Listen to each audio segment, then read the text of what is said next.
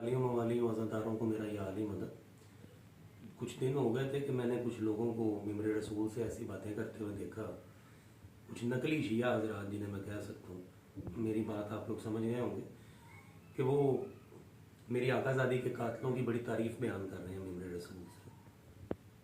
तो मैं ऐसे लोगों तक अपना पैगाम पहुँचाने के लिए कुछ मुनासिब अल्फाज ढूंढ रहा था, तो आज सैयद मौज़म अब्बास शमसी साहब के कुछ इशार मेरी नज़रों के सामने से गुजरे, तो मैंने सोचा कि ये मैं आप लोगों के साथ भी शेयर करूं ताकि उन नकली जो हमारे सफ़ों में गद्दार घुसे हुए हैं, जो नकली शिया बने फिरते हैं, उन तक भी ये पैगाम पहुंच जाए।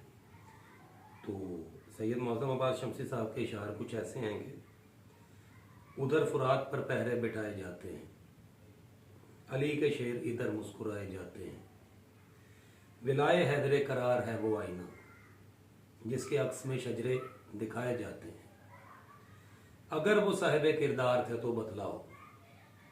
ये ख़ास तौर पे उन साहब के लिए जो आकाज़ादी के कातलों और दुश्मनों की बड़ी तारीफ़ फरमाते हैं मिंबर रसूल से।